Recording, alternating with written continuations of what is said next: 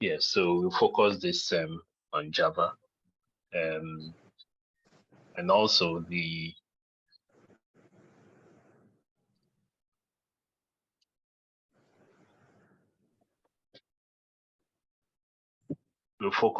focusing on Java. There'll be a few other things we do in addition to what we studied last semester. Okay, so last semester was C++. We talked about the basic elements. Okay, or initially we looked at programming languages in general. We talked about algorithms, how to write algorithms. We went ahead to look at the basic elements in programming regarding C++. We talked about the control structures or the conditional or the branching statements and the looping. We talked about functions, we talked about arrays. Okay, we talked about pointers. Okay, and then you were briefly introduced to object-oriented programming. Okay, however, this semester is solely going to be on Java. Okay, but we'll go a bit further. What we did last semester were the fundamental concepts when it comes to programming.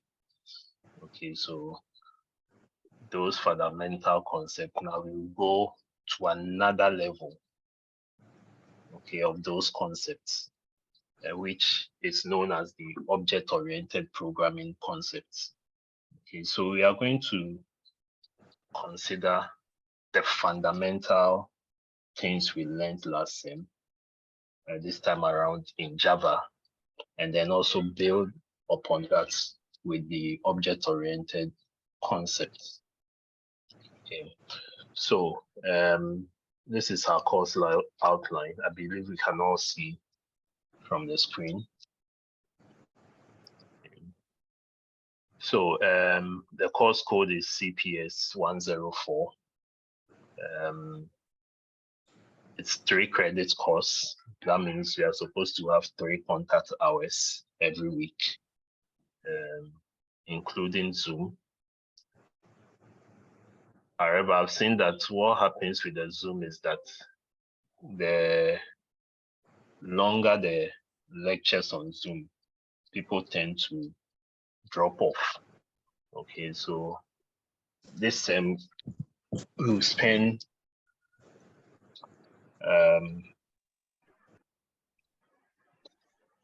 about at least 2 hours with the Zoom sessions. Okay,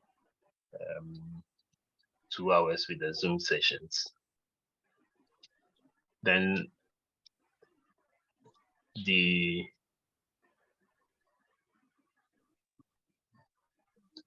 I'd rather, if you have any concern, okay, you send it to my mail, okay, rather than students calling me. If you have any concern, you can't make it for lectures, and it's a genuine concern, okay, you send it to my mail, and that's my email address, rather than students calling. The only people who can call should be your class reps. Okay, but if you have any concern, just send it to my mail.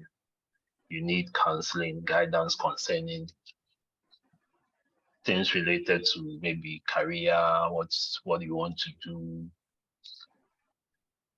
You don't understand the whole program of computer science and so many other things.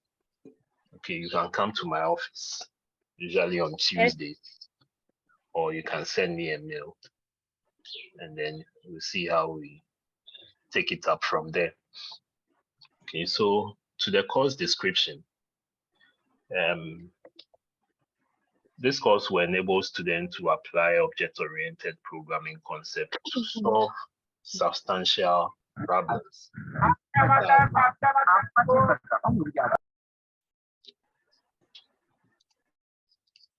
Now, if we look around, there are problems almost everywhere. Problems that we can use programming to solve. Okay, so we'll look at those problems, or some of those problems. With the fundamental parts, usually we look at mathematical or mathematical problems, okay, to solve. But this we'll go a bit further to look at problems around us, systems that we can develop, okay, to solve those problems. And then we also try to understand the basics of Java programming and object-oriented concepts like classes, object constructors, getters and setters, inheritance, interfacing, polymorphism, and abstraction. I think I left that out. Abstraction. Okay. So these are concepts that you need to grasp, okay, in order to move to the next level of programming.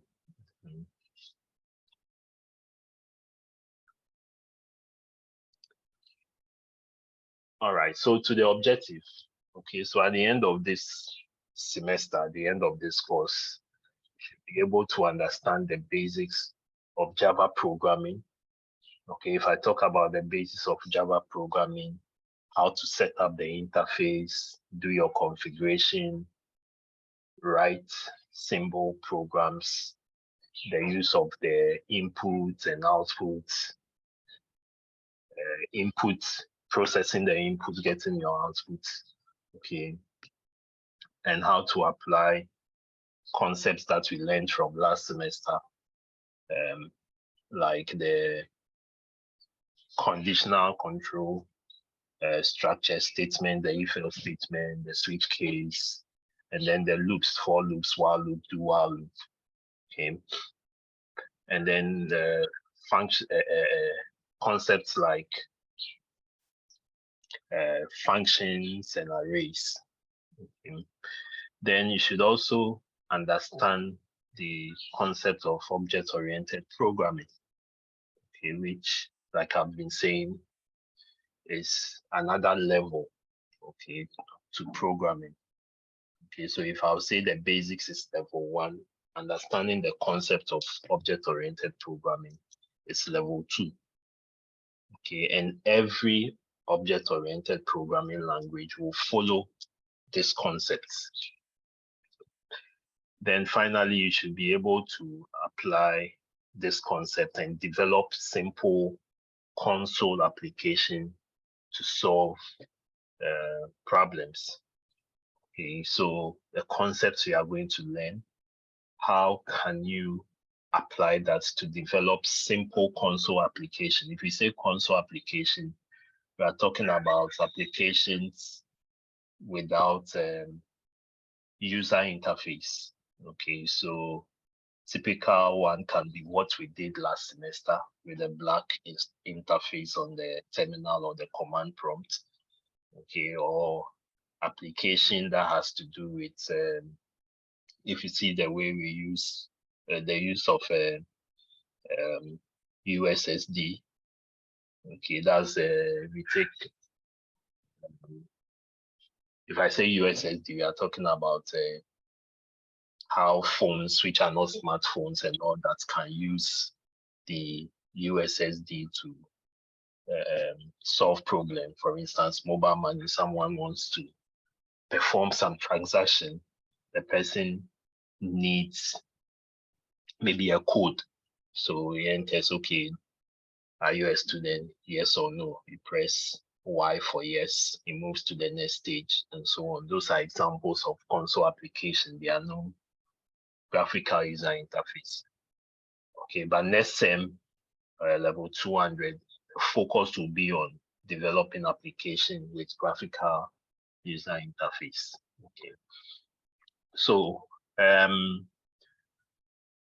the course content, we are looking at Today being our first lecture, we'll do more of introduction, and then I'll take you through how to set up the environment for developing your application.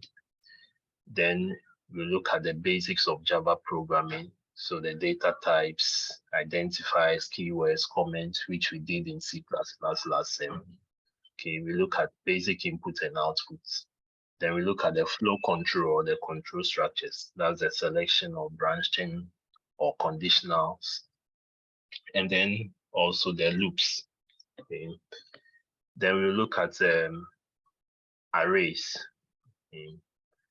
Then we have mid-semester exams. We'll go further to look at the object-oriented programming concept 1. So with the first concept, we look at classes, objects, methods, okay, constructors, and then access modifiers. Now, if you read other books, okay, they take or they look at in object-oriented programming, instead of functions, they call function methods. Okay, so anywhere you see methods is the same as functions. Okay, anywhere you see methods, they are the same as functions. Okay, so this time around, we are going to look at it in the context of object-oriented programming. Then we'll look at OOP2, where we talk about inheritance, method overriding, and abstract classes and methods. And then object-oriented programming 3, we look at interfaces, polymorphism, and encapsulation. Okay, so basically this is the content with which we work with this semester. Okay, I'll share this document with you on the LMS so that you use that as a guide. Okay. Now, the method of teaching will follow this format. We have lectures, okay, which will be mainly by Zoom. Okay, so what I intend to do this semester is that our Zoom lectures would be more of theory. Okay, so we'll go through the documents, our materials, the theoretical part explaining the concepts. And then when we meet in class, we have the demonstrations, okay, and practicals with our face-to-face meetings. And then also there'll be, we'll come up with some groups for the various classes A, B, C, and there'll be group practicals assigned to each group. And we are going to use the lecture period for those sections, for the group sessions. And then also there'll be group presentation. Okay, so please take note of this. Your mid-semester exams or regarding the assessments for the semester, there'll be assignments usually in the form of a quiz. There'll be projects, okay, group projects, and then there'll be your attendance would also be considered. Now, when it comes to the Zoom lectures, you notice that a lot of people do not participate in the Zoom class.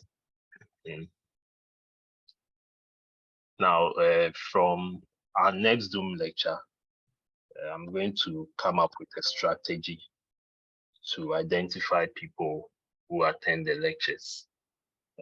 I'll communicate that to you when we meet next week for our face-to-face class. Okay. Now, for our mid-semester exams, this sem I'm looking at more of a project-based exam. Okay. project-based exams. So with that one, it will be communicated to you when the time is due. And then finally, we have our end of sem exams. Okay. All right. So any questions before we begin the lectures itself? What we want to do today? Any question?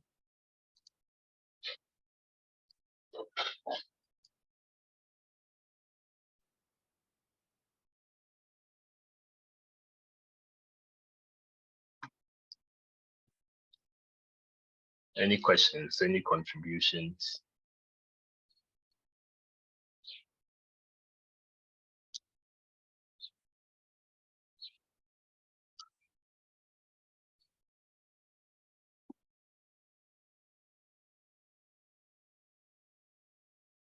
Okay, so let's continue.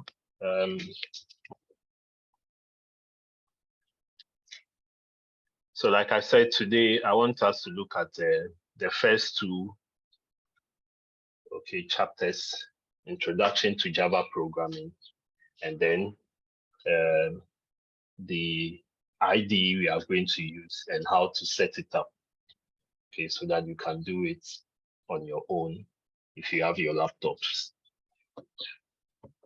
And then from next week, we move straight into the basics of Java programming. Okay. All right, so Java programming. Okay. What is Java? So Java is a programming language and a platform. It's a programming language and a platform. If we say a programming language, we all know what a programming language is. Okay.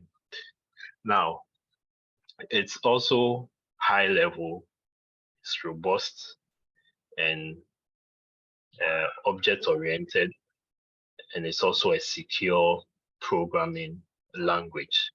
And it was developed by Sun Microsystem, which is now a subsidiary of Oracle. I'll introduce you to the Oracle Academy, where we'll be using that as well this semester. And hopefully maybe at the end of the course, some of you will receive certification upon how well you engage the system. Okay, so we'll talk about that in our meeting, our face-to-face meeting next week. So Java was developed by Sun Microsystem, which is a subsidiary of Oracle, and Jim Gosling is known as the father of Java. And if you remember last semester on the LMS, I shared the image with you, okay, of the various, an image of the various programming languages and then those who invented or started those languages. Okay, let me see if I can locate that on the LMS.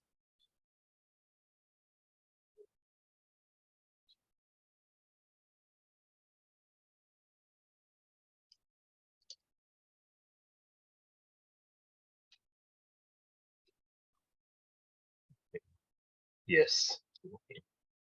So this is James Gosling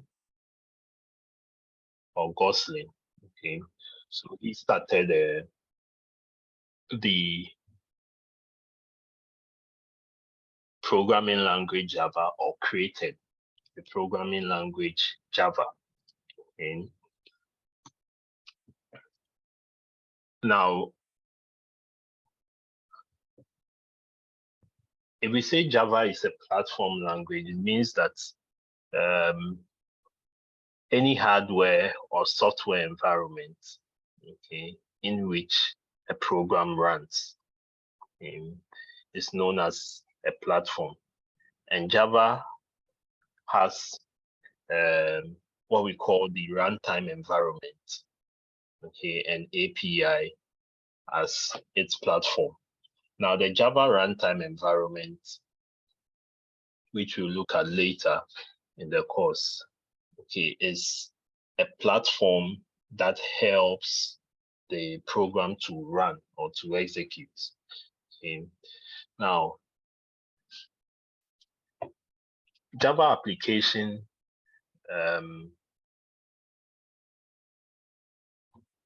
can be used on so many devices. Okay, or applications have been implemented or deployed on so many devices.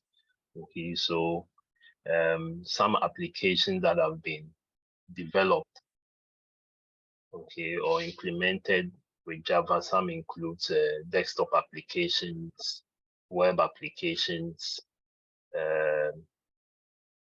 enterprise applications, mobile application, embedded systems, robotics, games, and so on. It's been used in so many domains. Okay. Now, let's talk about the types of application. Okay, now this application can be grouped into what we call types. Okay, some application types. Now, Java has 4 main types of applications. Okay, or the applications where Java programs are implemented can be categorized into 4. They are first what we call the standalone applications. Now, with the standalone applications, they are also known as the desktop applications, what we call the Windows-based application. Now, these are traditional softwares that we need to install on every machine.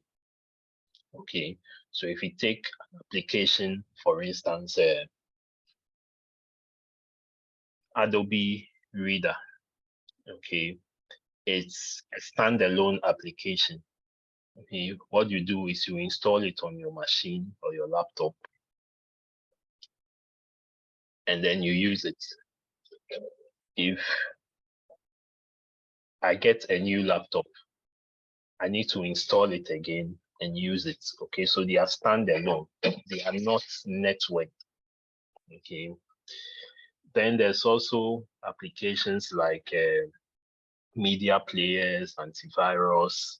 Okay, you see those applications that anytime you get a laptop, a new laptop or a new computer, you have to install them over and over again. Okay. Now these applications are developed using or are created using the abstract Windows toolkit, that's AWT, and then swing components. Okay.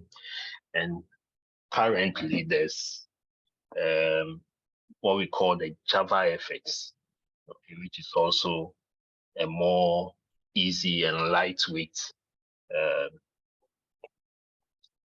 tech platform for developing Java applications, okay, which is more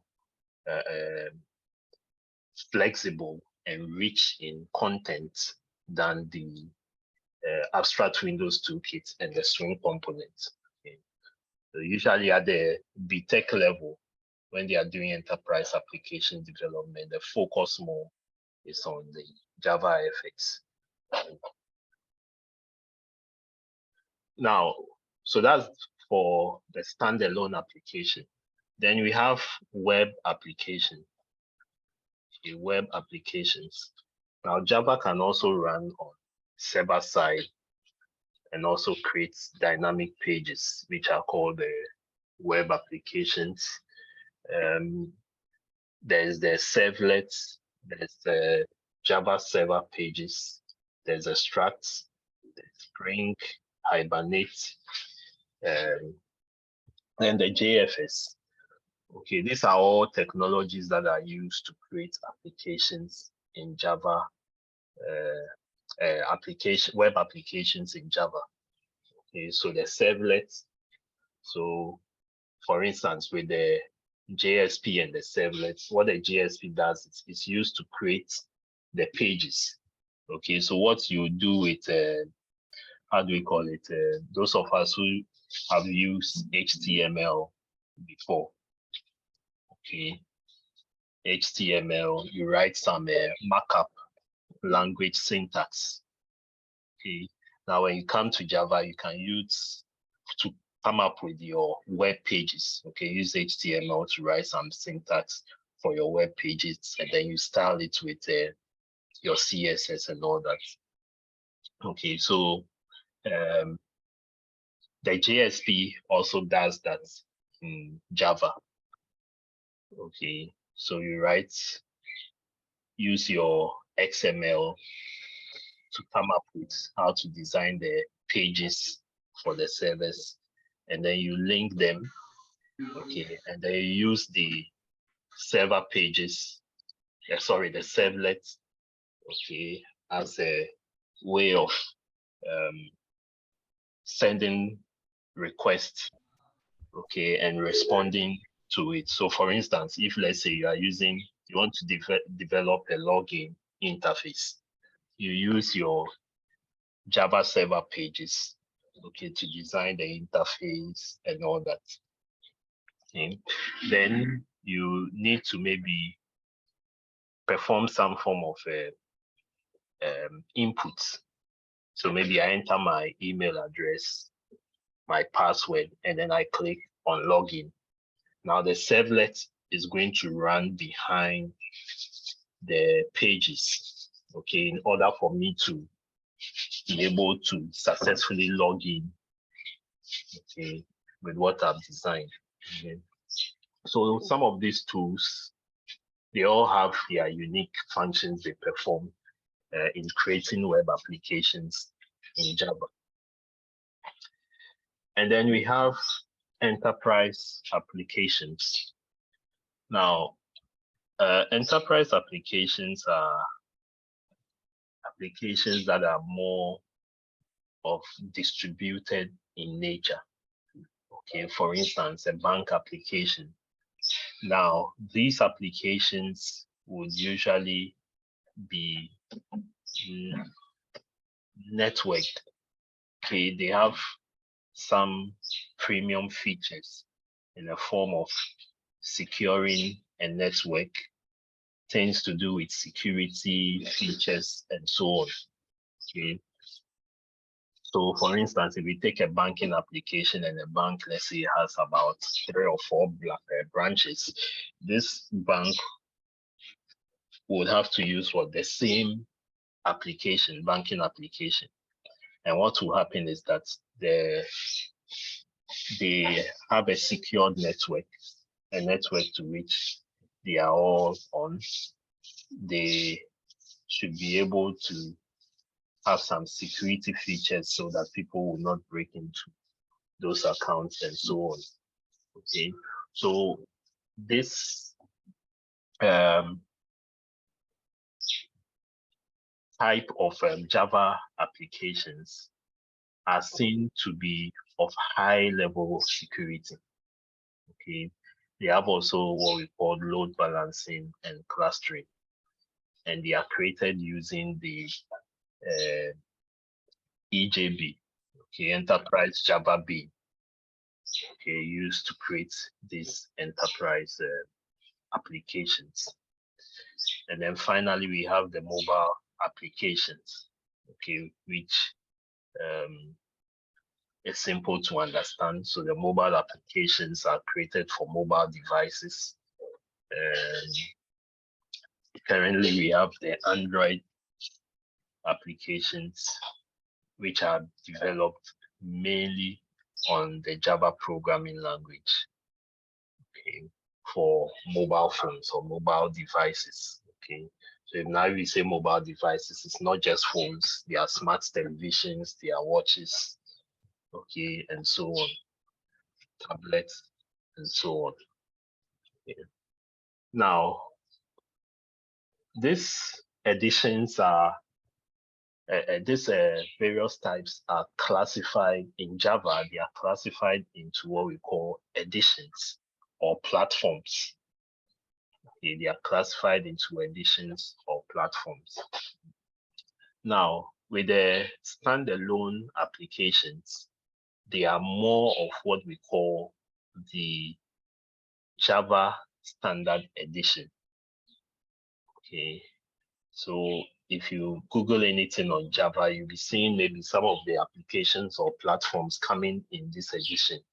So Java SE, Java EE, Java ME, Java SE, Java ME2, or Java EE2, and so on. These are all platforms or editions, okay, of the Java application, okay, or the Java programming platform. Now, the standard edition, which is the basic or the simplest of the edition, includes a Java API such as the java.lang, the java.io, java.net, java.util, java.sql, java.mat, and so on. Now, these are all APIs or packages which helps you in writing simple and standard Java programs.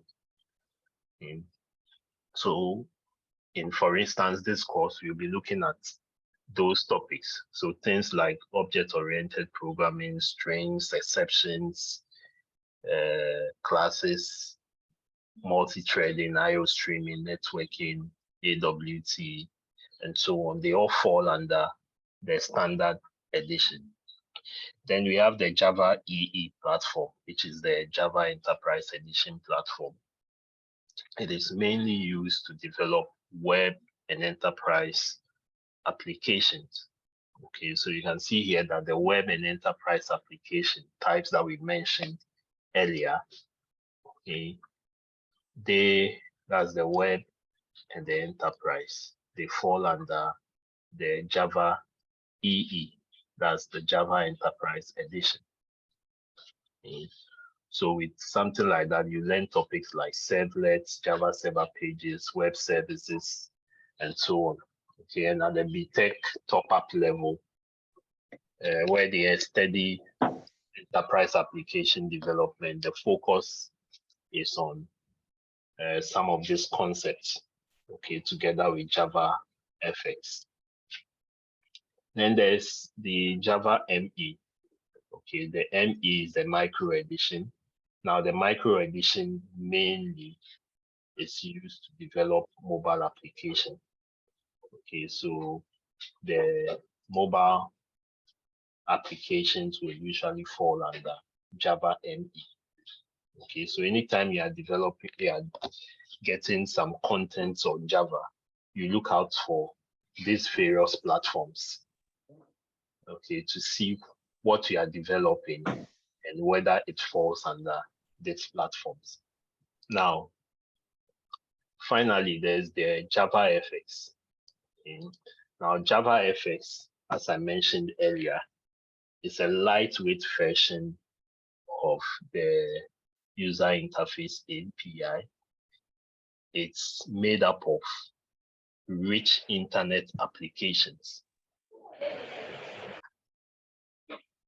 And it makes developing Java application, whether standard, whether enterprise, or sometimes even the micro edition, very simple. Okay, very easy to use. It has more features that you can use. You can perform animations and things with it. Okay, and it's, like you said, it's very lightweight. Okay. It's very lightweight. Okay. Hopefully, maybe sometime next semester, if we have enough time, I'll introduce you to the Java FX before you do that at the top-up level. as a course.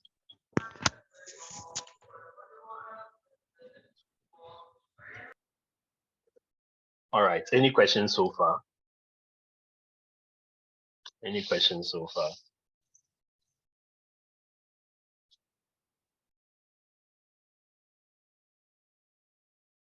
Please, I hope you can all hear me. Yes, sir. Yes, sir. Yes, sir. Yes, sir. Yes, sir. Yes, sir. Yes, sir.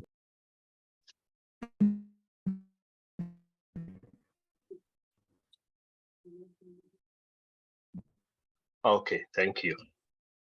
So, like I've been saying all this while, it's good we started with C++ programming because it's always a prerequisite to learning Java, in the sense that when you look at the level of difficulty, okay, C++ is seen as the most difficult according to data, followed by Java. Okay, so if you are learning a programming language and you start with the one that is difficult and you come down to those that are less difficult and easy to learn, okay, it helps you as a programmer. So we understand most of the basic concepts in programming related to C++. So in Java, all that you need is just understand the syntax, okay, because the concepts, the idea, the knowledge behind programming has been explained in C++. Now, the history of Java till now has released what we call some JDKs. Okay, we'll talk about them, JDK, JRE, we'll talk about them shortly. Okay, now, these JDKs are what we call the development kits. Okay, development kits. And these are softwares or tools which you need to install or configure in order to help you run your Java application that you've written. Okay, so they have various releases from 95 since Java came into the scene, all the way to up to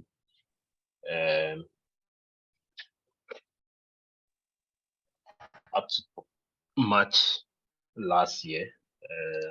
Let me check if there are some new releases. Okay, so they keep updating it. Okay. Now, what I have seen is that when you are developing applications, okay, this, like I said, this SDKs, this JDKs, okay,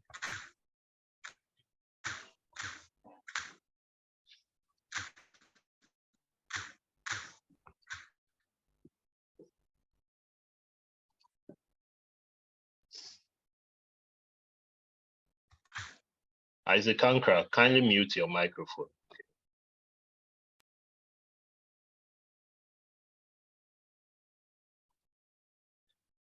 All right, so this JDKs, okay, what they do is they help you to develop your application. There are packages and features in there which helps you to develop your application. Now, you get to know something where we start writing the program. And one of the challenges people encounter is that because when they are creating their projects, they don't include the JDK. When you write your program, you see everything in red, underlined in red.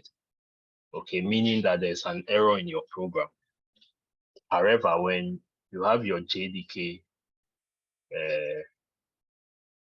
configured and added to your setup when creating your project, okay, everything will be sorted out. Now, the version also counts in the sense that the newer the version, okay, the more if you are the type that tends to download newer versions of applications or some of these plugins or features, okay, sometimes it tends to affect the application you are developing, okay, and maybe practically when we do that, you understand, because sometimes you can have some application, the newer versions support certain platforms, okay. So if you go for the more latest version, you end up encountering problems because maybe you will not see certain features, old features that you are used to in there. Okay. So these are things that once you start practicing, you encounter them and then you solve your problems with it. Now, some features with Java programming, very important. Java programming is simple and it's easy to learn. The syntax is simple, it's very clean, easy to understand.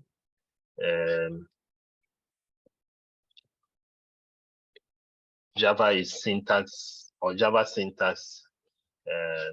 is based on C++, and it's easy for programmers to learn after they've learned C++.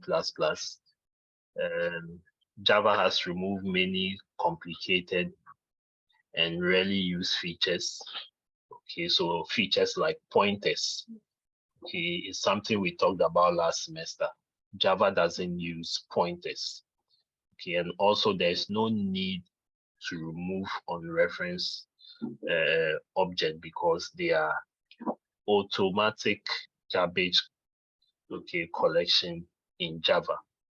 Okay, now when we look at object-oriented programming concepts, okay, you appreciate this particular point here. Yeah. Now, Java is also object-oriented, like I've been saying all this while. Everything in Java has to do with objects. Okay.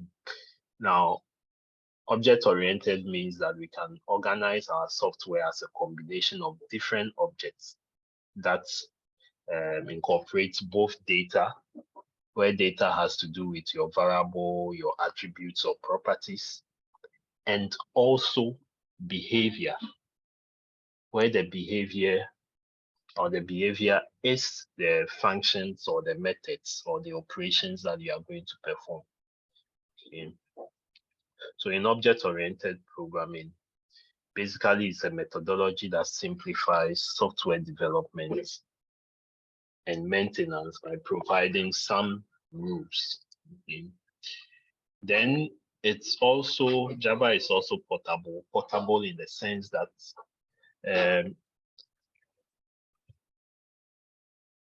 it facilitates you to carry what we call the bytecode to any platform and does not require implementation. We'll talk about the bytecode shortly.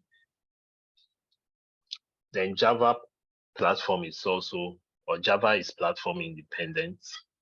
That means that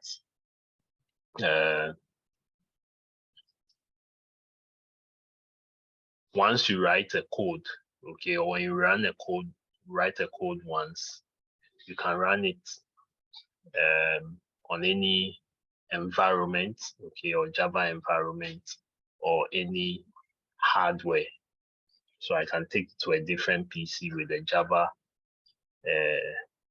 environment and run that same program. Okay, so it's platform independent. So there are two main types of platforms when it comes to Java. There's the Java runtime environment, that's the Java JRE, and then the API, application programming interface. Then Java is also secured. Okay. It's been known for its security. You can use it to develop virus-free systems. And then it's robust, meaning that it uses strong memory management. There is a lack of pointers that avoid security problems. You can handle exceptions and also provide automatic garbage collection, which is handled when you use the Java virtual machine. Then its architecture is neutral because there are no implementation dependent features.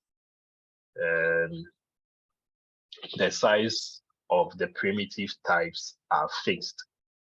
Okay, so if you remember this concept from last semester, I gave you a PDF file on data types. Okay, now in that PDF files, there was a table in there which had 2 columns. Okay, for each data type, there were 2 columns, which has to do with memory. Okay, so one column had one type of compiler, another column had a different type of compiler. Okay, and if, for instance, someone uses the data type int, one of the compiler will give you what, 2 bytes, while the other is giving you 4 bytes. Okay. However, Java doesn't handle it that way. In Java, the primitive data types are all fixed. If it is 4 bytes, it is 4 bytes. Whether it's 32 gig or 32 bits or 64 bits architecture, okay, whether it's this compiler or that compiler, okay, Java uses the Java virtual machine, okay, so its architecture is neutral, it is fixed. Okay.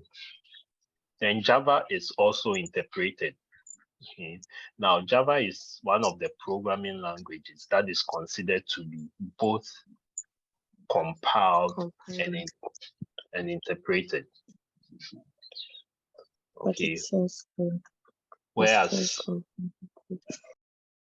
C++ is only a compiled programming language. A language like Python is interpreted. Java is both compiled and interpreted.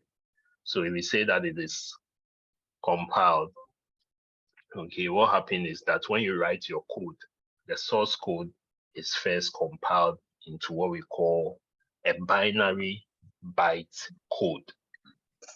Byte code. Now, this byte code runs on what we call the Java virtual machine, which would also translate it or interpret it, okay, to what the computer understands in order to run the application. Okay. Then Java has high performance. So Java is faster than other traditional interpreted languages because the bytecode is closer to the native code, and it's still a little bit, but it's still a little bit slower than the compiled languages. Okay, now if you go back to, I think the first assignment I gave you, which you were given last semester to differentiate between compiled languages and interpreted languages.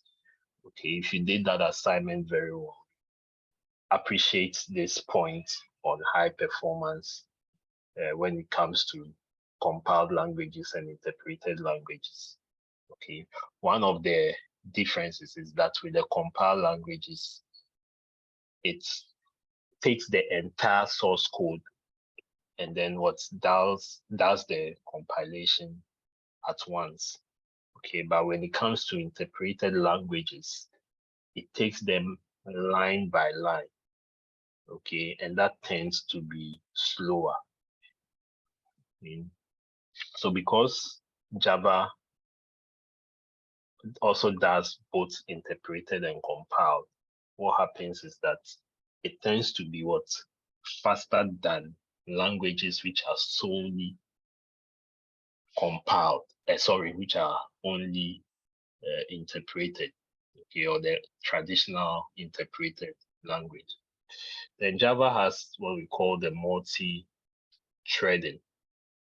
Okay, so a thread is like a separate program executing concurrently, and write Java programs that deals with many tasks. Or we can write Java programs that deal with many tasks at once by defining multiple threads. The main advantage of multi-threading is that it doesn't occupy memory for each thread, and it shares a common memory area. Okay, so what happens is that this multi-threading helps in web application development, multimedia, and so on. So something like the Java FX usually works best, okay, or uses this multi-threading feature a lot. Then Java is distributed because they helps users to create distributed applications. That's the RMI and then the EJB.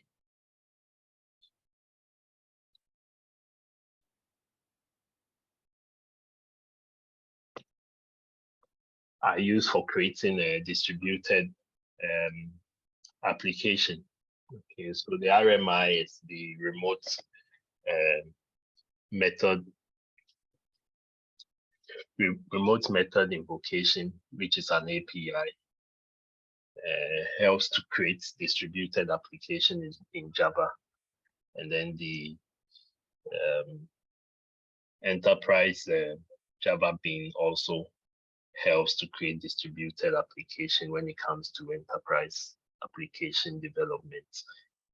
So this makes us able to access files by calling the methods from any machine on the internet. And finally, Java is dynamic, so it supports dynamic loading of classes. Classes are loaded on demand. It supports functions from native languages and so on. Okay. So one of the concepts that you realize when we start programming is that of classes. Okay, is that of classes.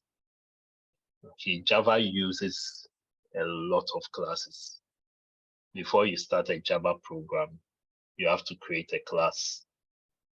Okay, so we'll talk about that concept from next week. Now, I've mentioned some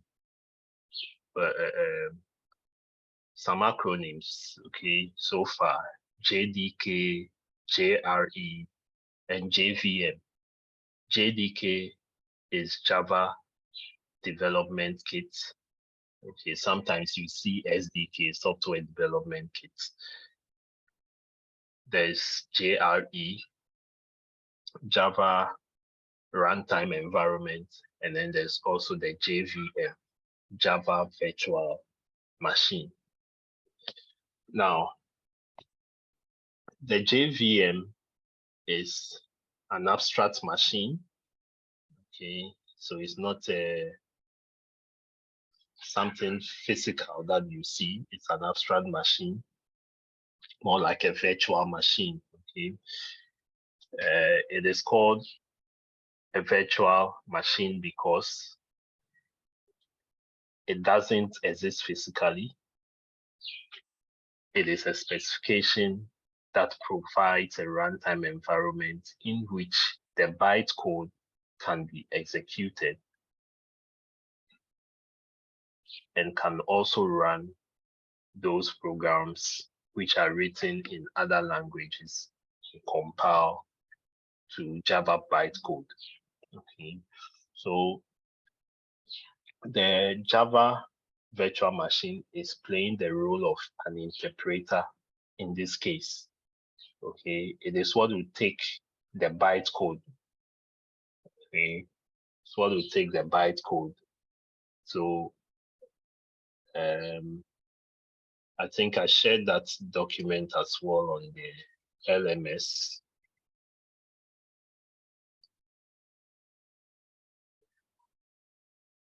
Let me see. Yes. Okay. So when it comes to Java, you write your source code. The source code, there's a Java compiler which compiles your source code into your what we call the bytecode. Now the bytecode has the extension .class. Okay, has the extension .class. So you have your source code, which whatever you write, you saved it. Okay, maybe example1 is saved as example1.java. Now that .java file is compiled with the Java compiler to get what we call the bytecode, which is saved as .class. Now this .class file, which is the basic code, goes into the Java virtual machine, the JVM. This I hope you cannot see the image. Yes, sir. Okay. Goes into the Java virtual machine. So the Java virtual machine has a class loader, byte verifier, then the JIT compiler. Okay. The JIT compiler. So the JIT simply means just in time compiler, which will what translates that bytecode into the machine code in the form of zeros and ones. Okay, so that's the JVM. Now the JVM are available for many hardware and software platforms. The Java Virtual Machine, JRE, and JDK are platform dependent because the configuration of the OS is different from each other. However, Java is platform independent. Okay, so it's just trying to say that these platforms here are dependent. Okay, are platform dependent. That means that if you are using Mac OS or Linux, okay, or Windows, these are different platforms. Okay, so usually it will require that you get the JVM version, okay, of the platform you are using, or configure it to suit the OS or the operating system that we are using. Now, Java is platform independent. So with Java, you can run it on any platform. But with this three things here, okay, you need to configure it to suit the operating system you are using. Now let's look at the Java runtime environment. It's a set of software tools that are used for developing your Java application. It provide or used to provide runtime environment, and then it is the implementation of the JVM.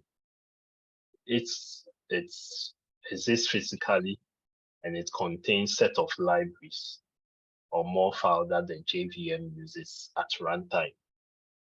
Okay, so if we talk about libraries, we are talking about maybe if we take, for instance, the math library, you can have functions like square root, power off, and so on. Okay, all those functions exist inside the Java runtime environment, okay, which are the files there or set of libraries there to help the JVM to interpret or translate your language, your source code at runtime. Then the JDK, Java Development Kit. Okay, sometimes you see SDK. Okay, now the JDK is a software development environment which is used to develop Java application and applets. It's physical, or it exists physically, and it contains the JRE, plus development tools. And then also it is an implementation of one of the given platforms, okay, released by Oracle. So the standard edition, the enterprise edition, and the macro edition.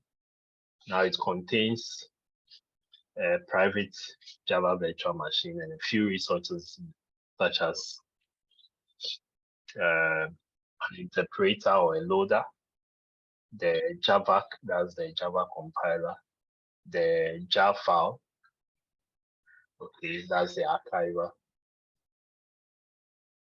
and then a documentation generator, that's the Java doc, etc., to complete the development of a Java application. Okay, so it contains all these details. Now this .jar file, okay, usually this is the file that you pick after you develop your project in order to convert it to an executable file. Okay, so for instance, if you go and download an application, maybe VLC player, you see that VLC player comes with what .exe.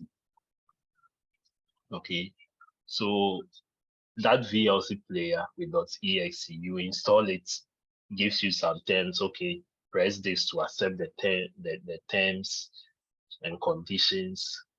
You click, next, and then it installs the application.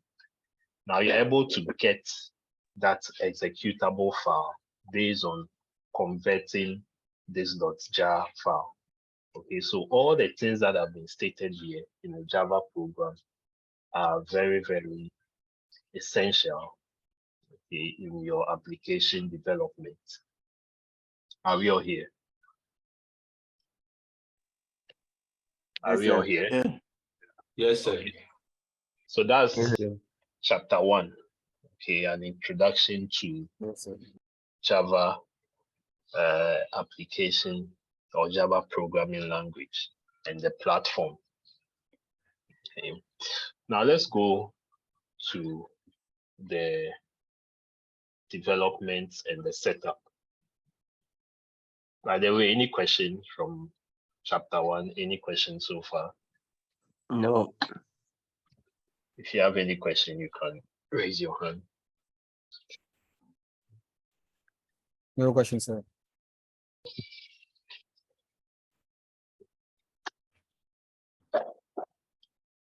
All right, so like I said, this the Zoom session will be for more of the practical, more of the theory.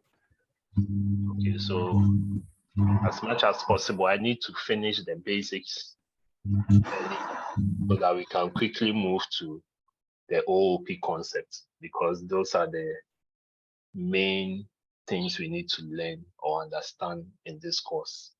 That's our main objective for this course, the object-oriented programming concepts. All right, Emmanuel Kwashi, your hand is up. So I want to ask concerning the, you were saying that the Java has, it does the compiling and at the same time is also interprets a given source code. So I want to know that because you stated in the slides you were showing that is slower than it's faster than the C++ or C. It's faster, but you looking at one thing that can that can do interpretation and then do compiling at the same time. Don't you think that rather should be slower as compared to maybe Python or the C++ or something? Because it's doing two things at the same time. Whilst the other one does just one. It's either compile or it interprets. So I want to know whether I want to understand that particular piece very well. All right, so like I said, I shared this document with you. Okay.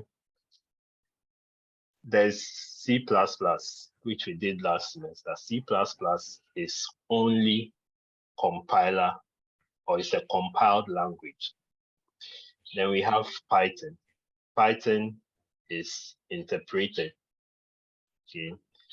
Now, one of the difference between compiler and interpreter, or one of the main difference, which I tasked you to read on last semester, is that with C++, it will take the entire source code, or the compiler, take the entire source code and then compile it. Okay. However, with Python, which is interpreted, it takes the source code line by line. Okay. So if you have 100 lines, it's going to perform the compilation, the translation line by line. However, if it's C++, to just take the entire source code and then compile it. Now we are saying that Java uses those both concepts. However, Java is faster than programming languages that are traditionally interpreted. Okay, programming languages that are traditionally interpreted, not programming languages that are compiled. In C++ it's compiled. Okay, so that is faster than Java. Are you getting me, Emmanuel? Yes, sir. Yes, sir. Yes, sir. So not the other way around. Okay. Okay. Okay. Yeah. And Isaac, a question. Yeah, Seblis, you made mention that Java inherits functions from native codes or native languages. Please, can you touch on that?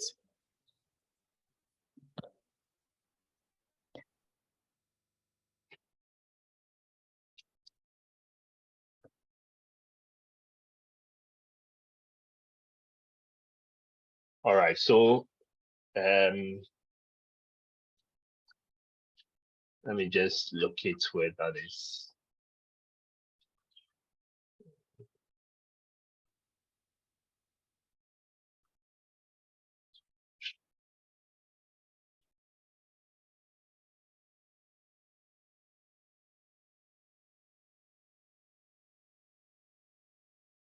Just a moment, let me locate that,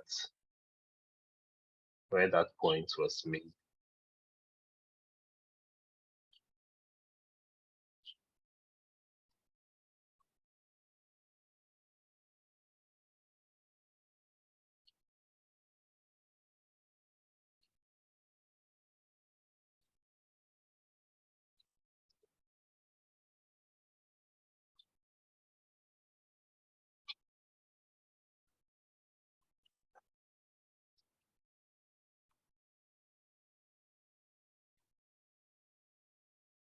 All right, let me just explain it. Okay, so Java basically, anytime it does the translation, okay, like I said, it translates your source code into binary byte code. Okay, now that binary byte code is then interpreted using the JVM, okay, in order to get the native Java code. Now, in order to perform that,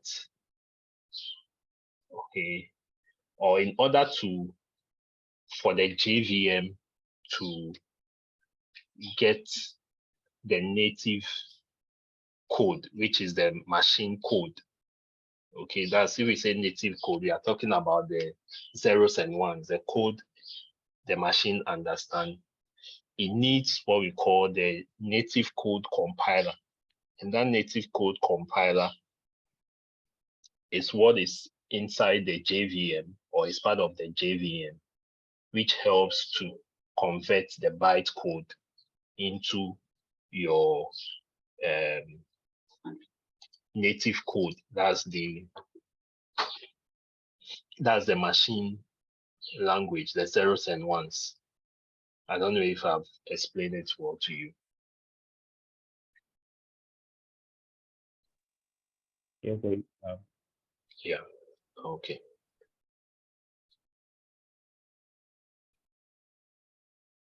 All right, so let's move on to chapter 2, which has to do with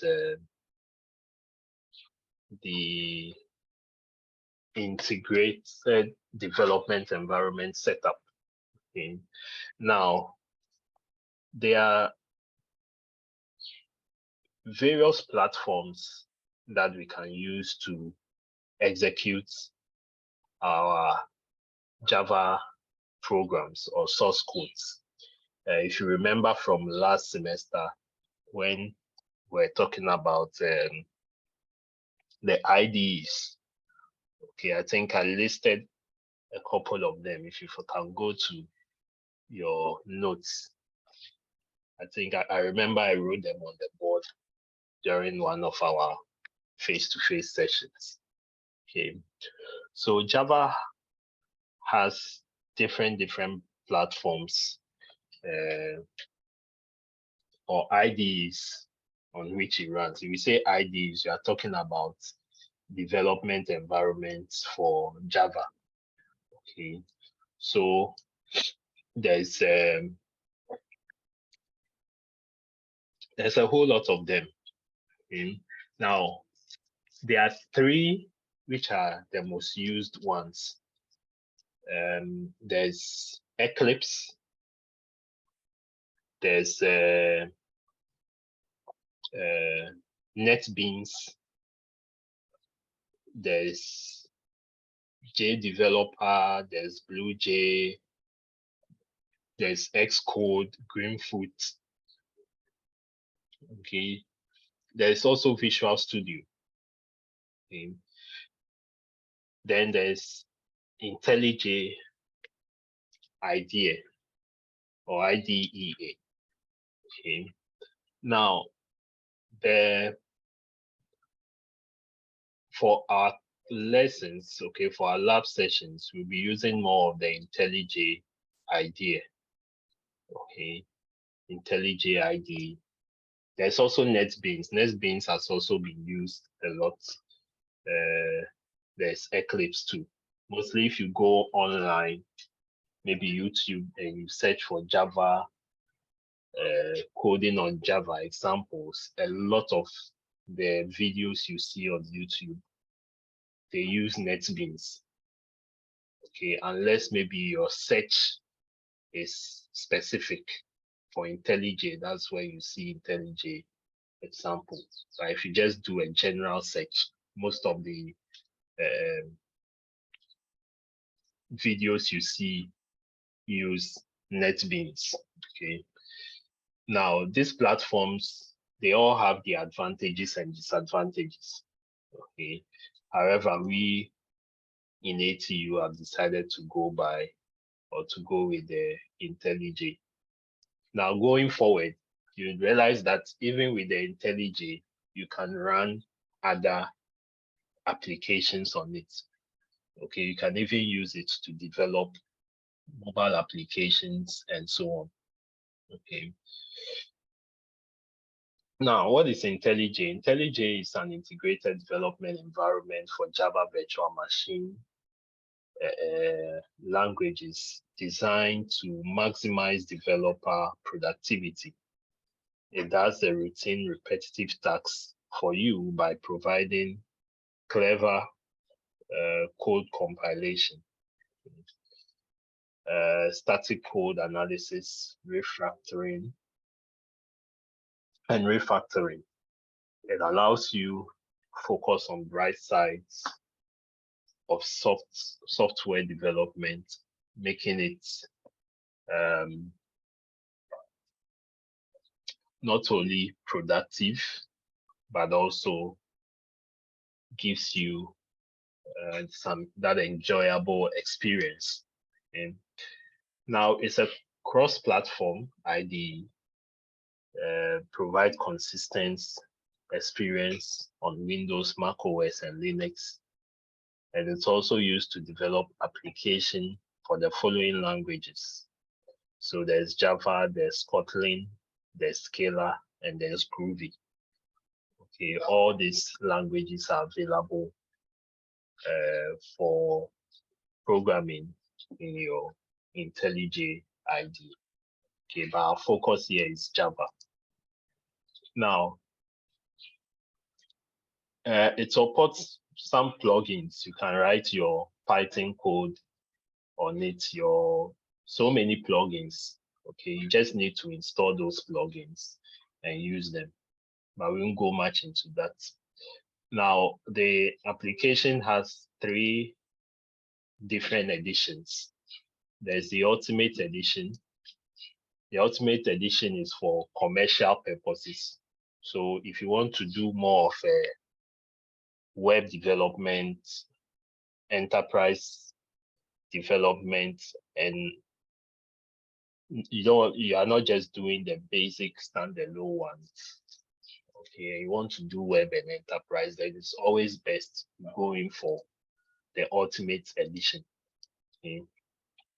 However, if you want to do just the normal standard application development with the standard edition, just like what we are doing this semester, then the community edition is okay for you. What you do this sem and next sem, community edition is okay. Then they have the education edition, okay, which is also available. Okay. Now, the user interface has some features. The design is customizable. You can customize the appearance to your own preference. You can easy to navigate and search for files. It also assists in coding.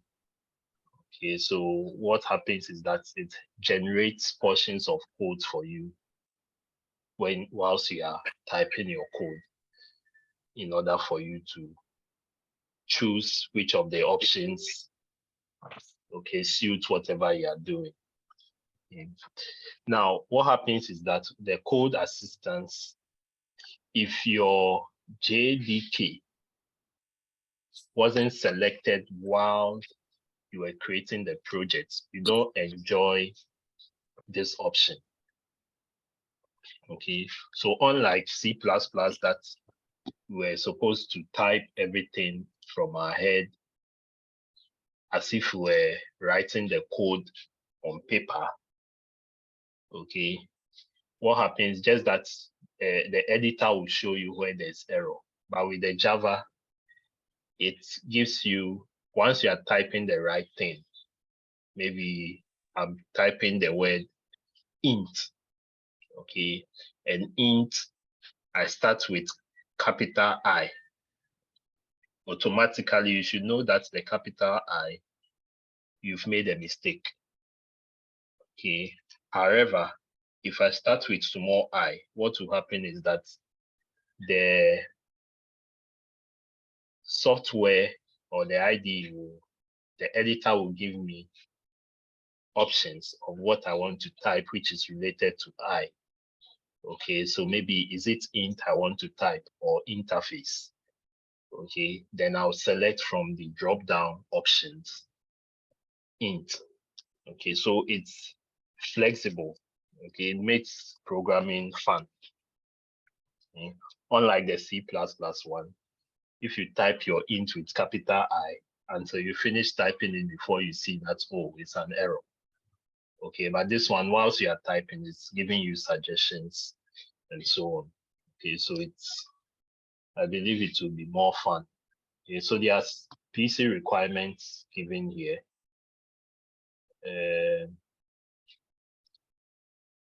Okay. Requirements given here. So your RAM, so I have to change it to 4 gig, 2 gig.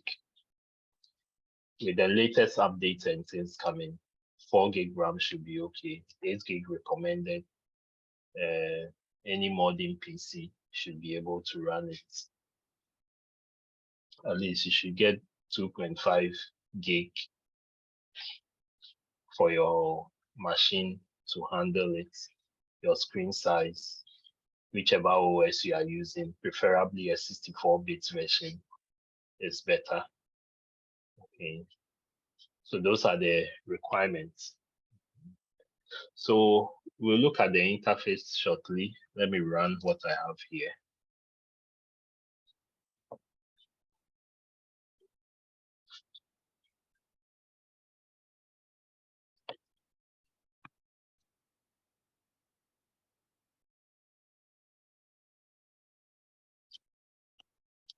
Okay, so this is how the interface will look like. When you open it,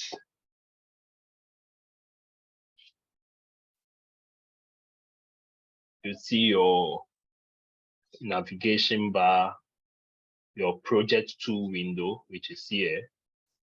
You'd also see your runtime, your run tool window. Okay, when you run your application, then there's the editor. Okay, where you type in your code. Then there's a pop-up menu. Okay, so if you want to perform some other options when you right click, there's a context menu, there's a status bar. Okay, so I'll show you what I have here.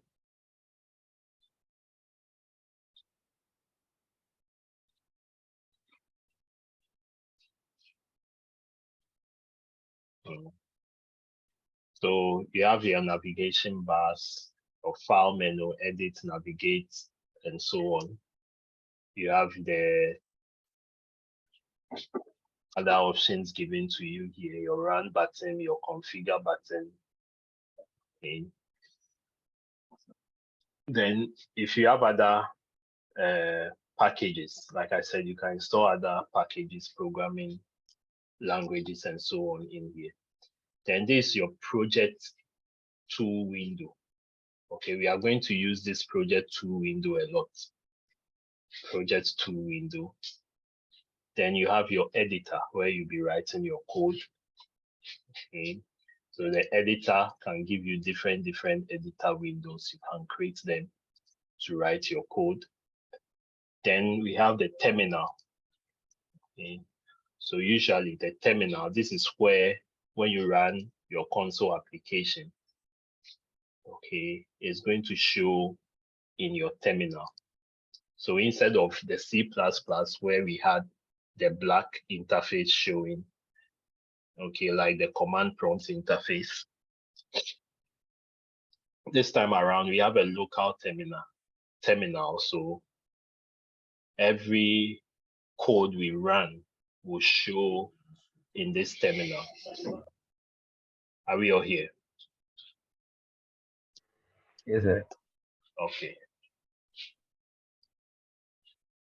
So basically that's it. And let me just show you something quickly.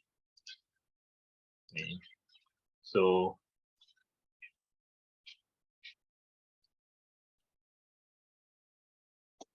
for instance, if I'm typing, let's say, int, okay. So when I type I, this is what I was saying. When I type I, any keyword related to I will pop up, okay, to see what I'm looking for. Is it import I'm typing? So I use the arrow, go through, and select import. You get it. So with this, it makes programming very, very interesting. That's if you know what you are doing. If you don't know what you are doing and it's suggesting to you, you'll be more confused. However, if you know whatever you are typing, okay, and what it means to what you are typing, it makes it fun. Okay? But if you don't have your JDK in there, okay, it gives you some issues. It's just a moment.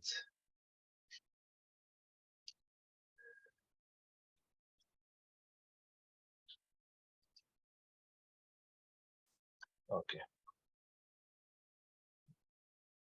All right.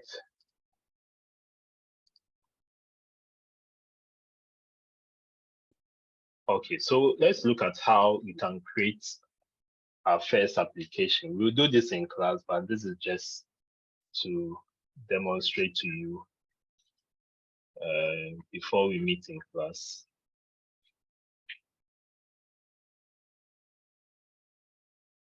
All right. So we'll do this and then we end for the day. So creating our first application. Yes, Prince, do you have a question? Prince, your hand is up. Yes, sir. Sir, please, how will you know that you have the JDK, the 2 or something? Yes, we'll do the setup. So we create a project and then I'll take you through that. Okay. Yeah. Okay, sir. But are you in A, B, or C? Sir, I'm in B. Yeah, so when you write your name, I've seen people adding their class to it. It's very necessary. Because your name Prince there is Sir, please, it's because I'm using my laptop today, that's why. okay. Someone Yeah, to has normally, joined BB. so I Anyway, normally use my phone. That's where I have my name and then my ID, but I'm using my laptop, that's why. okay. But you can always change it. Just change it, rename yourself. Okay, sir. All right. So we'll talk about that right now, how to do those configurations. Okay, so we want to create a new project. Okay. Now it says in IntelliJ, a project helps you organize your source code, tests, libraries that you use, and then build instructions. Okay, so for instance, if let's say if you want to test, run your project or create a new project, okay. If you remember from last semester, we talked about or when we were using the dev C++, okay,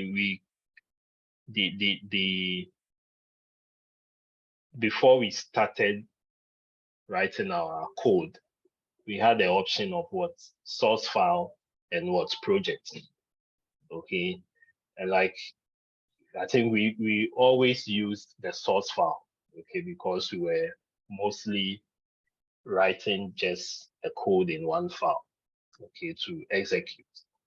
However, if you use the project, what happens is that you can have what multiple source files within the project, okay, and Java deals more with projects. So with Java, you create a project, okay, and that project helps you to organize your source file, your tests, your libraries, and a few other configurations, okay.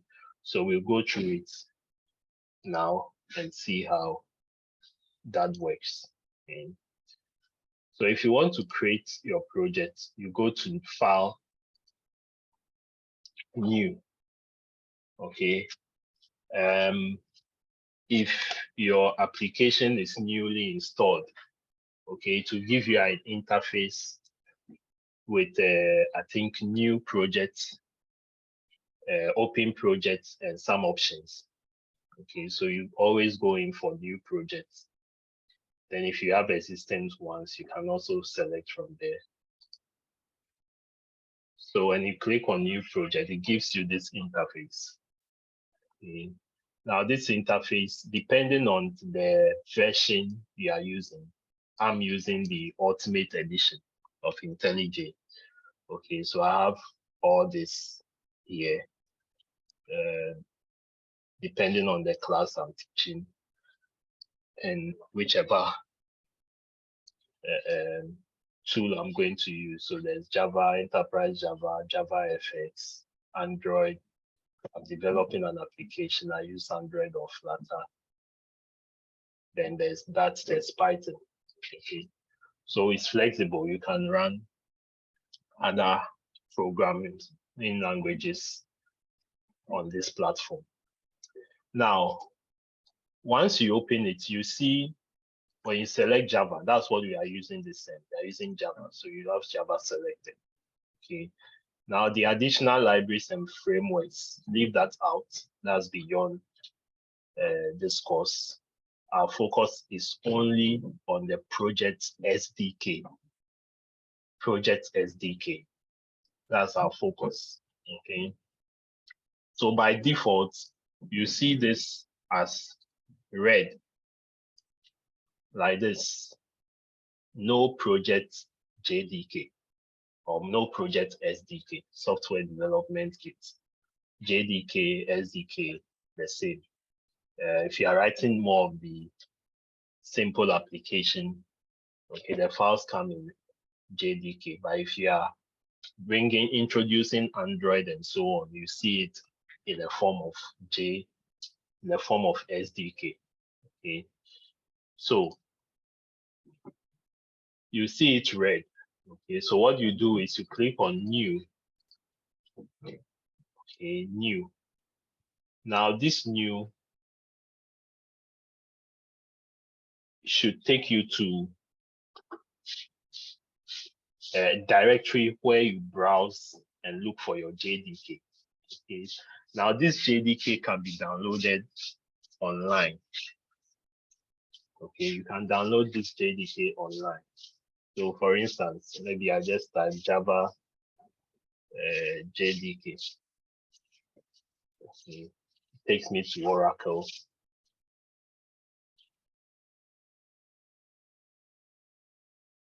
And then I look for the available JDK. Okay. Which version am I using? Windows. Like we said from the handouts, they are platform dependent. If you remember that point, it's platform dependent.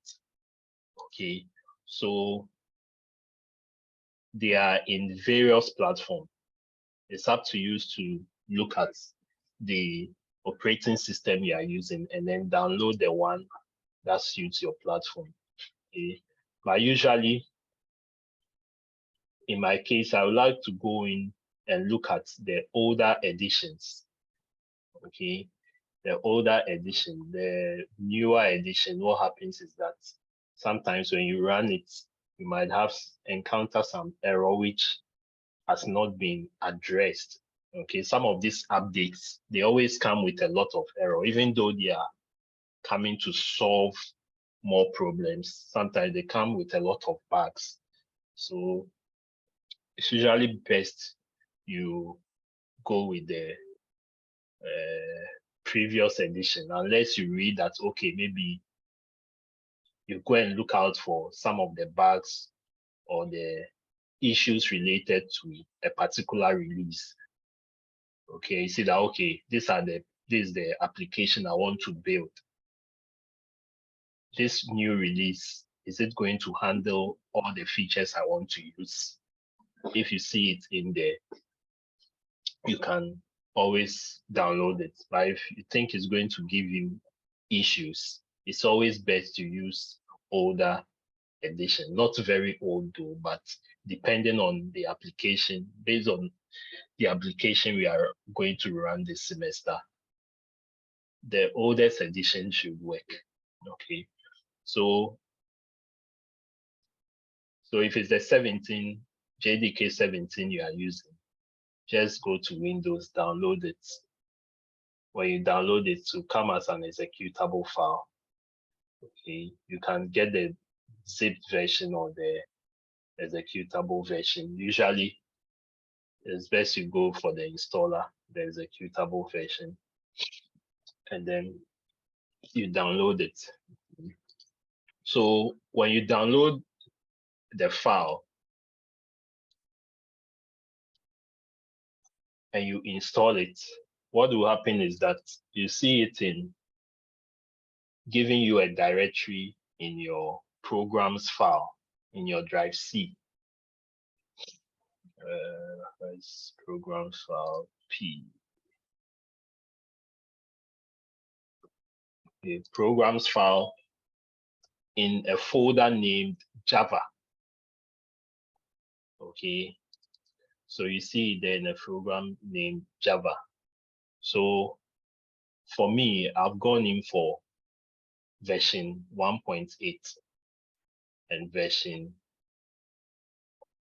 15.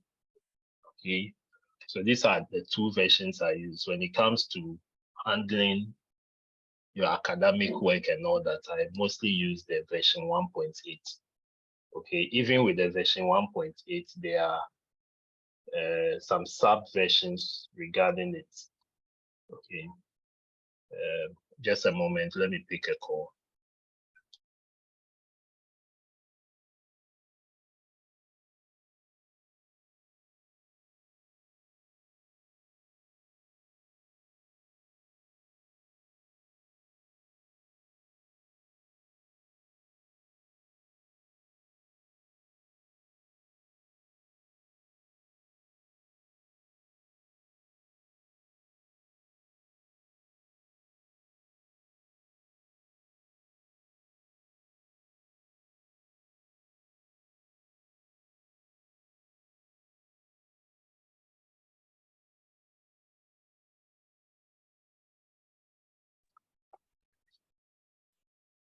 All right, so can we continue?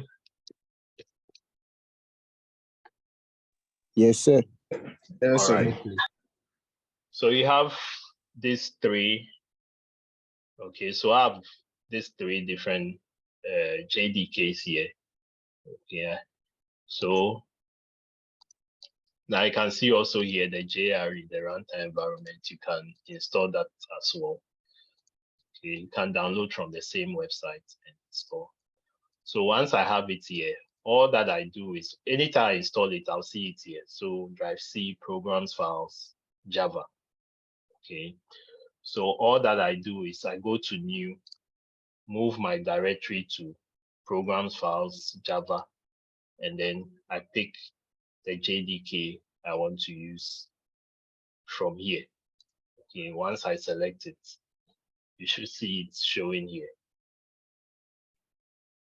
Okay. So that is all you need. Once it shows here, you click on next. Okay. Then create a project from templates. If you want to create from templates, fine. If not, you can go to next. Okay. Now, if you want to create from templates, sometimes it gives you templates, but in this case, it's more of a command line, something we are doing. Okay, so it's not really necessary. So just go to next. And then here, so we are still creating a project. Here, you give it a name. So your project name, what name are you using? So maybe, sorry.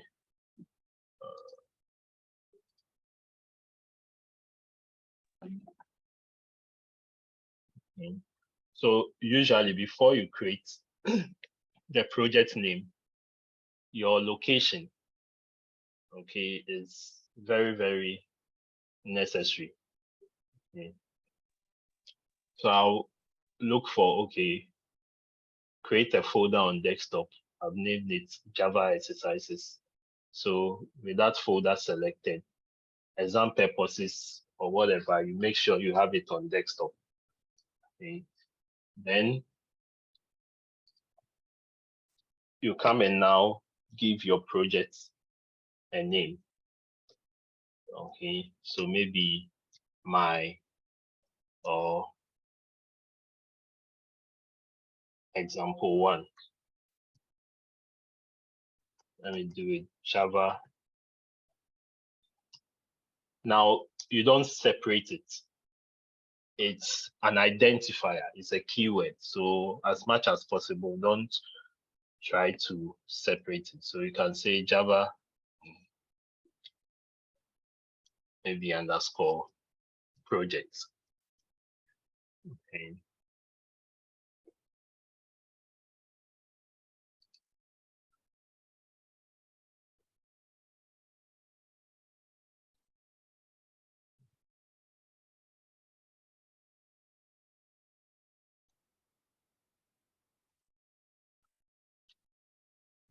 So this gives me, creates the projects, and then I come here, the project 2 window. Once I click there, I should see the project name. Then I hit my drop down. Oh, I think I made a mistake. Sorry.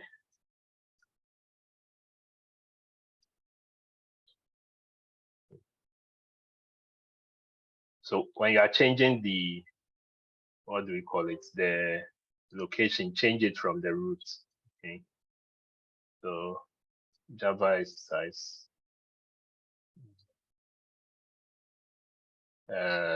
Project Java underscore project, and then click finish.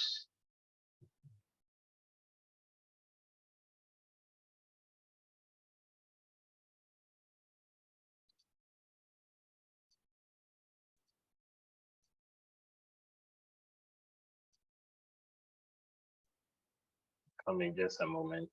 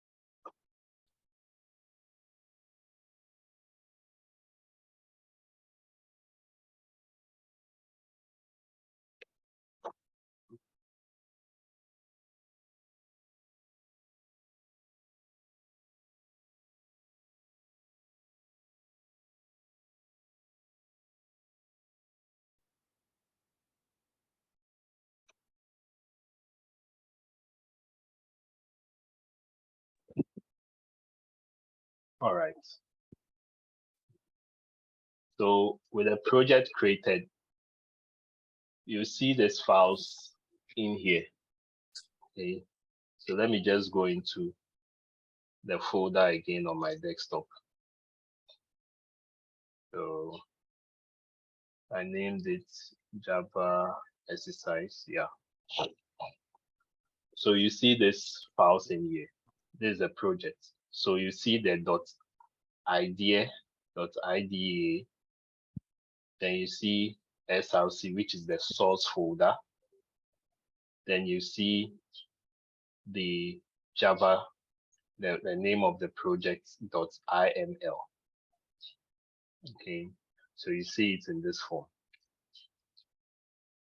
So the first thing you do is to come to your project window, a project window. Okay, now we'll be working more with this source directory. That's the SRC directory.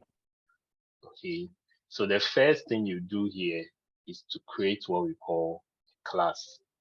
So locate the source directory, right click, and then go to new, then what? Java class. Okay.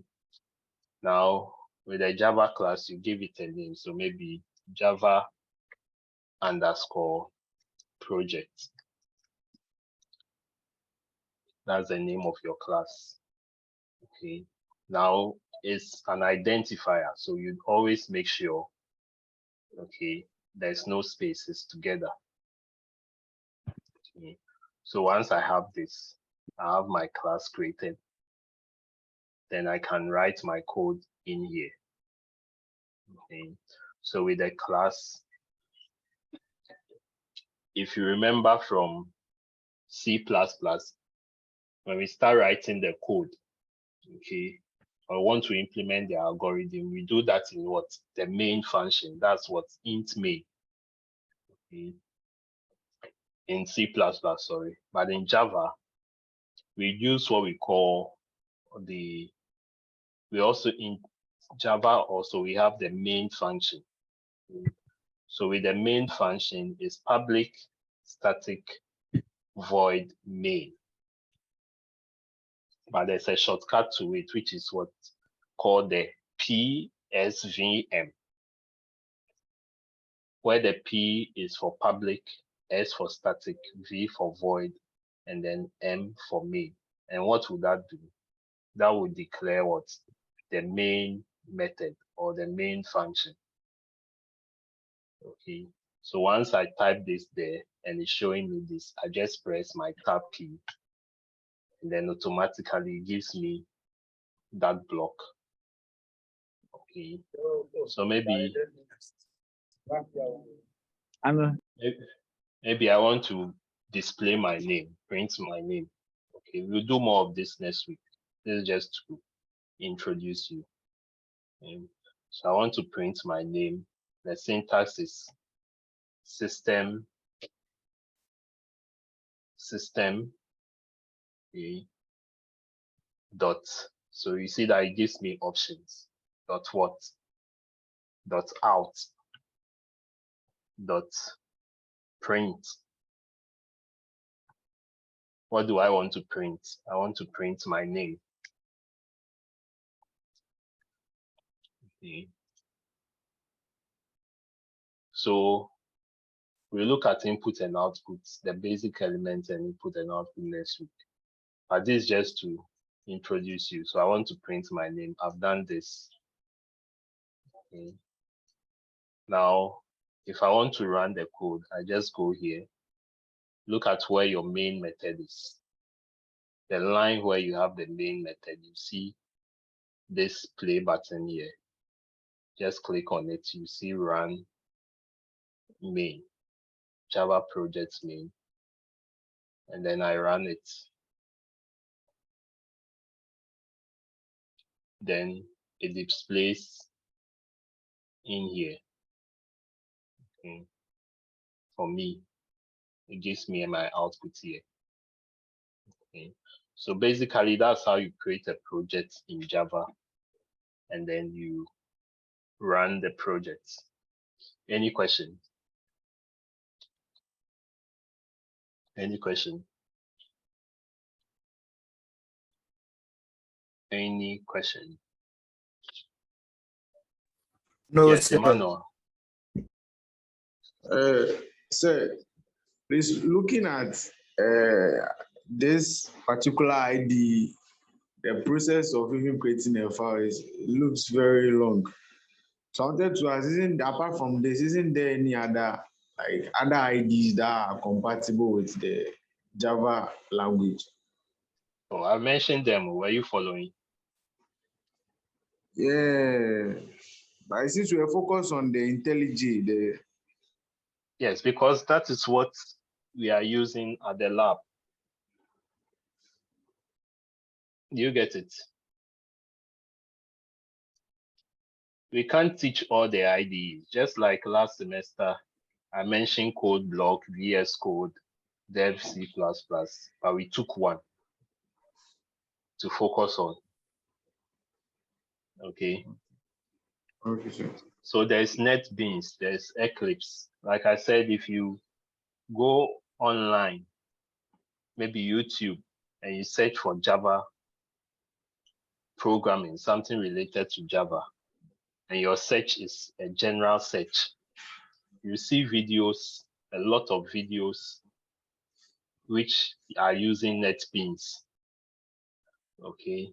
However, if you do a specific search and you type there IntelliJ, you see videos with IntelliJ. Okay. But the creating of the project is the same. The approach is the same in all these platforms. So far, I've used about 4 of these platforms to write a Java program. No, 3 of these platforms. NetBeans, creating a project is the same. When you click on new project, you go through the same thing. You have to add the SDK or the JDK first. You have to name your project. So it's the same. It's the same.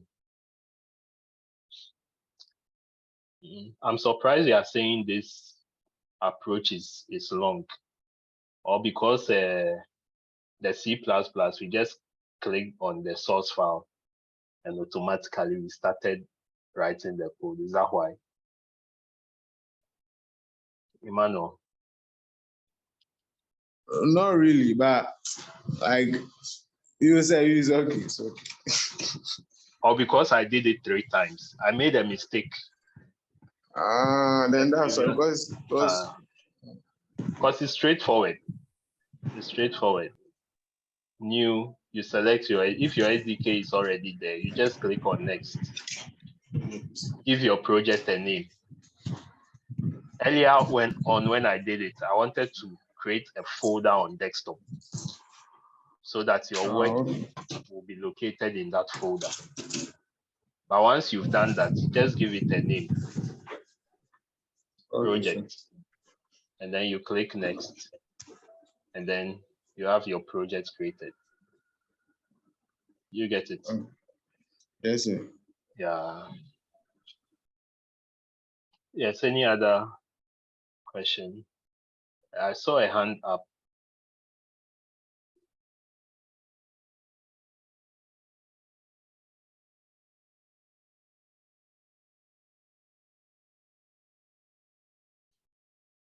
Any question?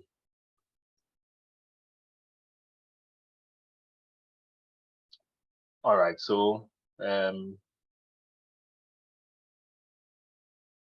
it's